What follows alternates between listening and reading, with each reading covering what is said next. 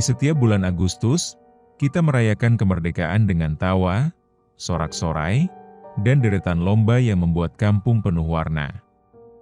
Tapi, siapa sangka, di balik keriuhan itu, ada cerita yang tidak pernah berakhir bahagia. Ini tentang Bima, anak paling ceria di kampung, yang selalu ikut semua lomba. Tahun itu, 17 Agustus menjadi hari terakhirnya. Bukan karena kalah, tapi karena kemenangan yang membawanya pada kematian. Dan sejak hari itu, lomba di kampung itu tak pernah sama lagi. Sebelum memulai kisahnya, pasang earphone-mu, biar horornya terasa lebih nyata. Kalau kamu suka cerita kayak gini, jangan lupa like, komen, subscribe, dan share ke teman-temanmu. Lorong Misteri selalu punya kisah yang siap bikin bulu kuduk merinding. Udara pagi itu wangi tanah basah, sisa hujan semalam. Jalan kampung penuh bendera merah putih kecil yang berkibar di setiap pagar, umbul-umbul warna-warni bergoyang di terpa angin. Anak-anak berlarian sambil tertawa, membawa balon dan bendera plastik. Dari toa musola, terdengar suara panitia mengumumkan jadwal lomba, tarik tambang, balap karung, panjat pinang. Bima, pemuda 19 tahun dengan senyum lebar, sedang memanjat tiang bambu kecil untuk memasang bendera. Kaos putihnya basah keringat, tapi matanya berbinar penuh semangat.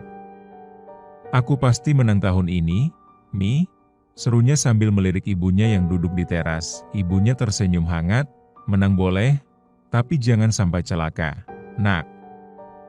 Bima hanya mengangguk, lalu kembali bekerja. Tapi di ujung lapangan, seorang kakek tua bersarung berdiri diam. Tatapannya tajam, menelusuri wajah Bima. Dan sebelum berbalik pergi, kakek itu menggeleng pelan, seolah memberi peringatan yang tak dimengerti siapapun. Siang itu matahari terasa membakar kulit. Lapangan tanah kering berubah jadi arena perang gengsi antar RT. Sorakan penonton memecah udara, debu beterbangan di setiap hentakan kaki. Bima berdiri paling depan di timnya. Kedua telapak kakinya menghujam tanah, otot lengannya menegang, urat di lehernya tampak jelas. Tangannya menggenggam kuat tali tambang yang kasar, membuat kulitnya memerah. "Ayo! 1, 2, 3, teriak panitia. Tarikan demi tarikan membuat tubuhnya mundur maju. Sorakan semakin kencang, wajah-wajah penonton memerah oleh teriakan. Lalu tiba-tiba, brak, tali itu putus di tengah. Bima terpental ke belakang, tubuhnya menghantam batu besar di tanah. Suara tawa penonton sempat pecah, mengira itu adegan lucu. "Bim, lo nggak apa-apa?" Rian berlari menghampiri. Bima mengangguk pelan, bibirnya tersenyum tipis. "Santai, cuma kaget." Tapi matanya kosong.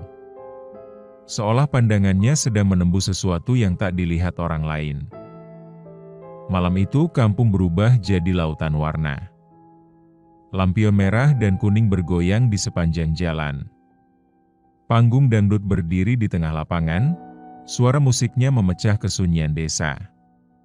Anak-anak berlarian membawa permen kapas, para ibu sibuk menawarkan jajanan. Tapi di sudut lapangan, Bima duduk di kursi plastik, memegangi kepala.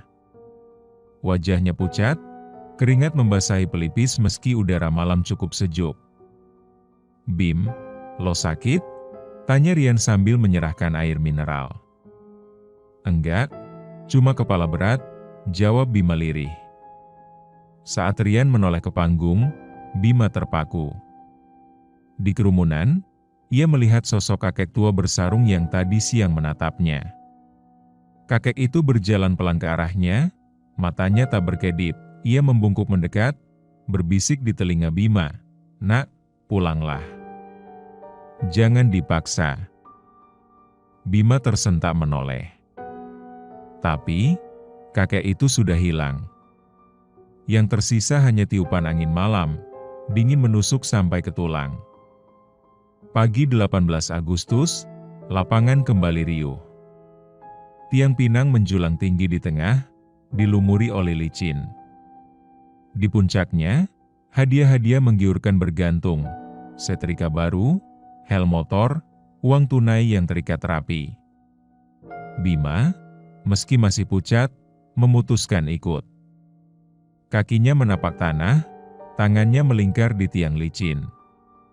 Sorakan penonton membakar semangatnya. "Ayo Bima!" Dikit lagi, teriak seorang ibu. Pelan-pelan ia memanjat, tubuhnya bergetar. Sampai di tengah tiang, gerakannya terhenti. Matanya menatap kosong ke depan, napasnya tersendat. "Bim! Turun! Lo pucat banget!" Teriak Rian dari bawah. Tapi Bima tak menjawab.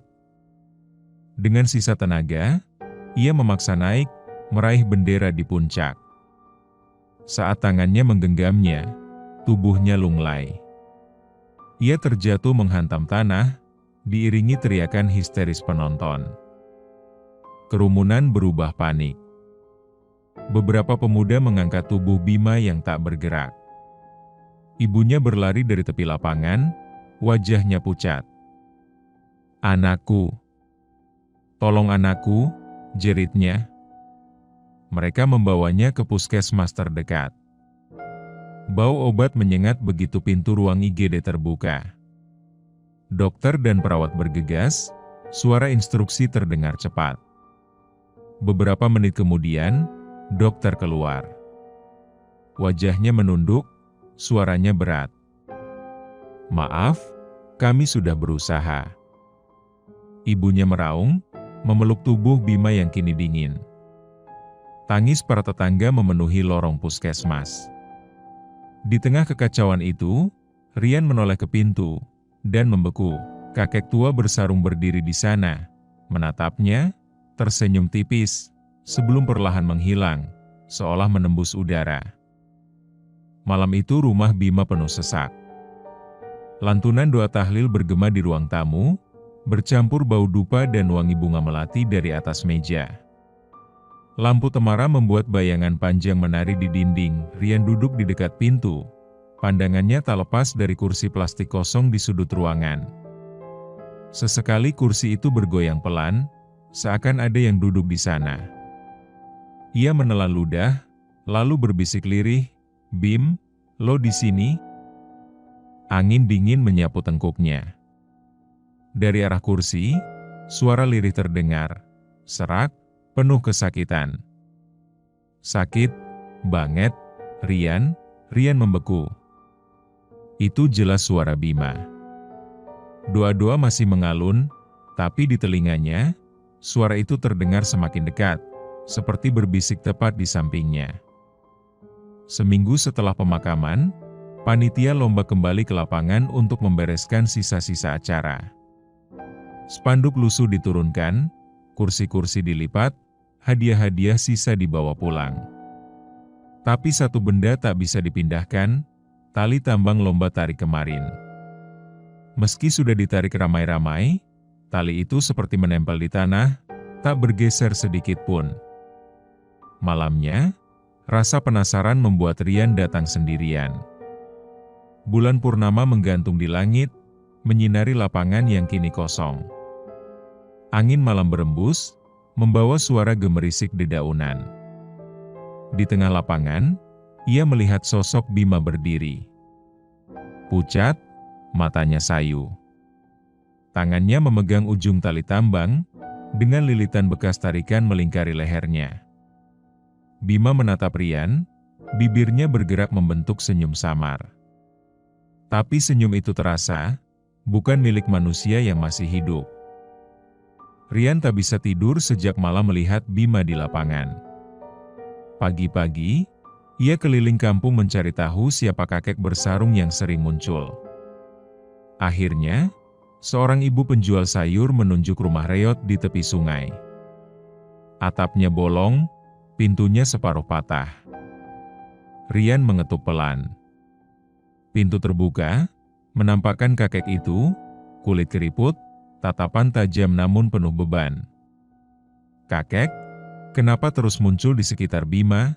tanya Rian. Kakek itu menghela napas panjang. "Aku, dulu juga mati di lomba Agustusan." Tali tambang.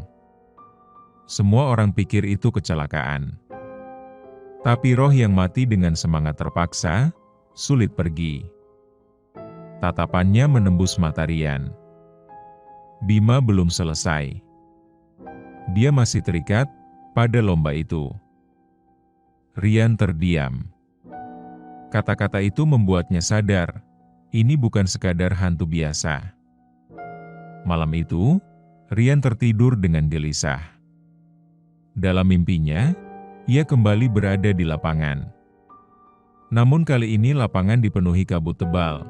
Penonton berdiri mematung, semua tanpa wajah. Di tengah arena, Bima berdiri memegang tali tambang.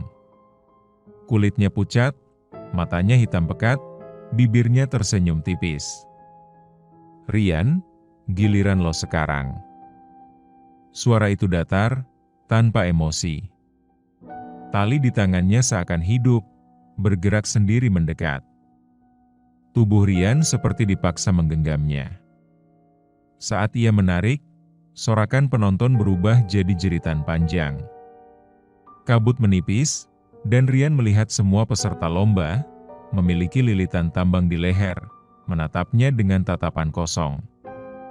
Rian terbangun terengah-engah, tubuhnya basah oleh keringat dingin, jantung berdegup kencang.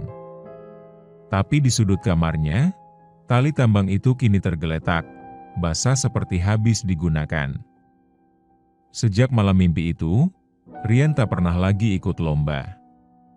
Ia mengurung diri, menghindari lapangan, bahkan tak berani keluar rumah saat 17 Agustus tiba.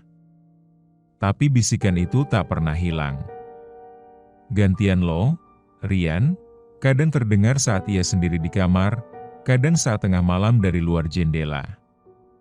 Warga desa mulai curiga, konon, arwah Bima belum tenang.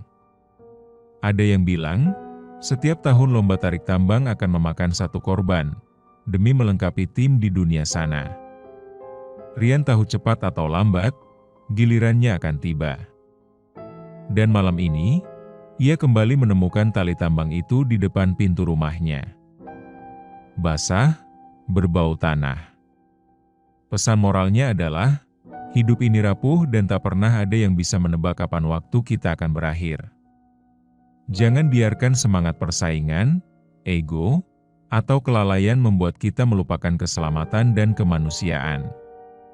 Setiap tawa, setiap sorakan, bisa berubah menjadi tangisan jika kita mengabaikan rasa peduli. Hargai nyawa, karena sekali hilang, tak ada lomba atau kemenangan yang bisa mengembalikannya. Crime, terima kasih sudah mendengarkan kisah ini sampai habis. Jangan lupa like, komen, subscribe, dan share ke teman-temanmu. Lorong Misteri akan selalu punya kisah yang siap bikin bulu kuduk merinding, dan jika mau request judul cerita, silahkan komen di kolom komentar di bawah. Kami akan buatkan untuk kalian.